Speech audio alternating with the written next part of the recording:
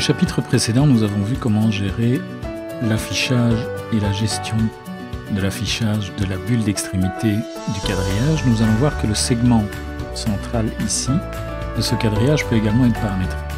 Cela va nous permettre d'aborder d'ailleurs ce qui concerne au niveau des propriétés, les propriétés d'occurrence et les propriétés de type.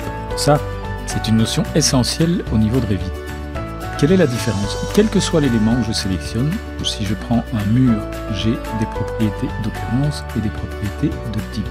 Si je prends une porte, j'ai des propriétés d'occurrence et des propriétés de type. Qu'est-ce que cela signifie? En fait, les propriétés d'occurrence vont me permettre de modifier des aspects de l'élément qui est sélectionné, mais uniquement de l'élément sélectionné. Donc si je prends le quadrillage ici, je vois qu'au niveau des propriétés d'occurrence, forcément je n'en ai pas énormément. Je n'ai pour le quadrillage qu'un seul élément, c'est son nom.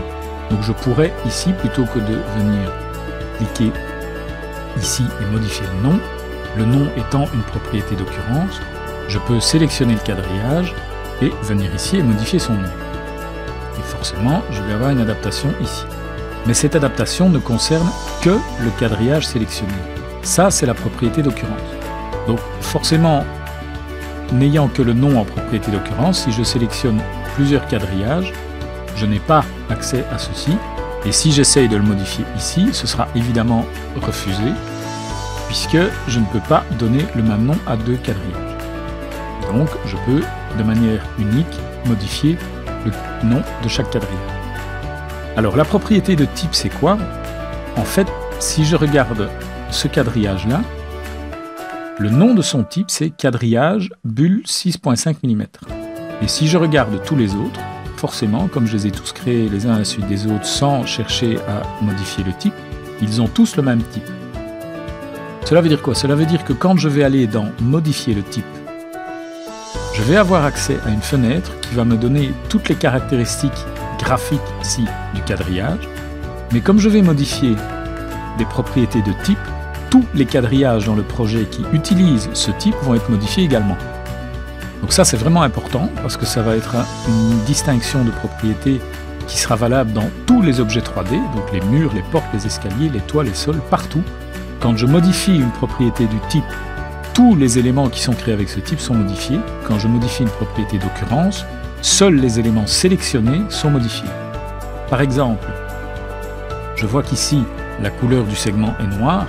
Si je décide que la couleur du segment doit être rouge, eh bien quand je vais appliquer, vous voyez que tous les quadrillages, puisqu'ils utilisent tous le même type, sont modifiés. Donc ça va me permettre en une fois de modifier l'aspect graphique de tous les objets à l'écran. Alors, quelles sont au niveau du quadrillage les propriétés que je peux modifier au niveau du type? Alors j'ai d'abord ici la possibilité de modifier le symbole d'extrémité. Alors là j'en ai deux à ma disposition. Ces éléments-là sont évidemment paramétrables. Mais je pourrais par exemple dire je veux avoir une extrémité de ligne mais sans bulle.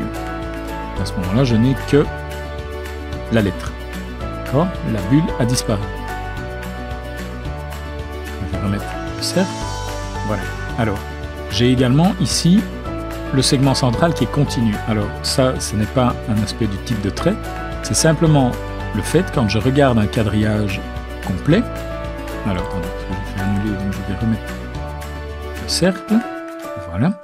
Quand je regarde un quadrillage, c'est ici le segment central qui est continu, ça veut dire que j'ai un seul segment qui va de la première bulle jusqu'à la deuxième bulle, enfin en fait de la première extrémité jusqu'à la dernière extrémité. Autrement dit, quand je vais ici modifier les éléments, j'ai l'épaisseur du segment, j'ai sa couleur et j'ai le motif. Alors, donc je pourrais mettre un autre type de ligne.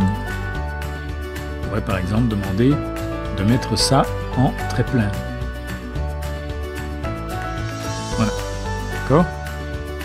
Et ça, c'est le segment central. Donc, j'ai la possibilité d'avoir en fait ici, au niveau du segment central, le fait de lui dire que je n'en veux pas. Alors, pas de segment central veut dire quoi? Ça veut dire qu'il va me laisser ce que lui appelle le segment final, c'est-à-dire un début de visualisation de quadrillage, mais par contre au milieu, il ne met plus rien. De nouveau, étant une caractéristique de type, tous mes axes sont modifiés de cette manière-là. Et donc, vous voyez que quand je demande aucun, j'ai toujours la possibilité au niveau du segment final, alors le segment final étant ceci, d'accord, j'ai la possibilité de gérer donc son épaisseur, sa couleur, etc.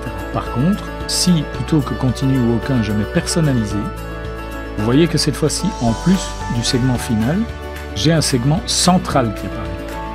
Alors pour l'instant, le segment central a exactement les mêmes caractéristiques graphiques que le segment final, donc si j'applique, je n'ai graphiquement aucune différence.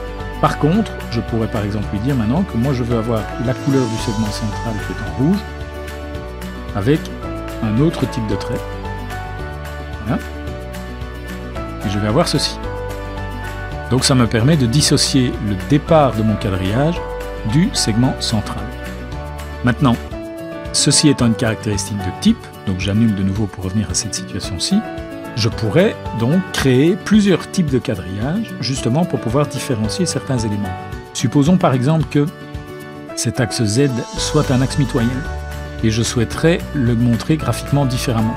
Alors, si je viens ici dans modifier le type, je vais modifier les caractéristiques de type de celui-ci, mais comme tous les autres utilisent le même type, ils seront tous modifiés. Donc, ce que je vais faire, c'est que vous voyez qu'ici au niveau du type, j'ai la possibilité de dupliquer le type. Alors, comme je n'ai qu'un segment sélectionné, qu'un quadrillage sélectionné, si je duplique, je vais créer un nouveau type de quadrillage que je vais par exemple appeler axe mitoyen. Et comme c'est uniquement celui-là qui est sélectionné, c'est seulement ce quadrillage-là qui va subir les modifications. Et donc je pourrais par exemple lui dire que ici, eh bien, je veux avoir un seul type de segment, mais je voudrais par exemple qu'il soit vert. Pour différencier le fait que c'est un axe mitoyen et que par exemple ici, je ne veux pas de bulle. Voilà. Vous voyez que j'ai maintenant, ici par exemple, je mettrai M1, mitoyen 1, et j'ai un axe qui graphiquement est différencié. Alors, je peux également modifier l'épaisseur du trait. Alors, vous avez cette petite commande-ci que nous avons mise au départ dans cette barre d'outils d'accès rapide. S'il n'est pas là, vous l'avez ici dans le ruban Vue, ligne fine, ici. Alors, à quoi sert cette commande? Si je clique dessus, alors ici je ne verrai pas de différence parce que tous mes traits sont fins, mais si par exemple cet axe-ci, je voudrais que l'épaisseur du trait soit beaucoup plus importante, eh bien je pourrais par exemple passer, alors j'ai 16 épaisseurs de trait à ma disposition, nous verrons plus tard dans la gestion des outils 2D comment on gère cela, mais je mettrai par exemple ici épaisseur de segment 5, voilà, vous voyez graphiquement, j'ai mon épaisseur de trait qui apparaît. Alors, cela va me permettre de voir graphiquement comment l'épaisseur de trait sera gérée au niveau de l'impression. Et donc si pour le travail et pour la précision du travail, je préfère ne pas avoir ces épaisseurs de traits visibles, eh bien il suffit que je clique sur cette petite commande et je récupère des traits fins. D'accord ? Donc ça me permet de voir la façon, si maintenant je dis tiens, cet axe pourrait être encore plus épais, je pourrais par exemple dire je veux 7, voilà, et j'ai un axe plus épais. D'accord. Et donc maintenant, du coup, j'ai à ma disposition un nouveau type d'axe, et donc je vais pouvoir, de cette manière, quand je vais créer un nouveau quadrillage, avoir maintenant le choix, ici, au niveau du quadrillage, vous voyez que j'ai mon nouveau type qui est apparu ici, et donc je vais pouvoir directement à la création, demander par exemple de créer un quadrillage de type bulle 6.5 mm, ou bien, directement, de type axe mitoyen. Et si je me rends compte que je me suis trompé et que cet axe-ci devait être de type mitoyen, il suffit à ce moment-là de sélectionner l'axe, de venir ici dans les propriétés de type et de lui dire voilà, tu n'es pas un axe bulle 6.5 mais tu es un axe mitoyen. Et je vais pouvoir ainsi différencier les quadrillages. C'est de cette manière-là et de manière non limitative qu'on va pouvoir créer autant de types de quadrillages que l'on veut, et on agira de la même manière pour les types de murs, les types de portes, etc.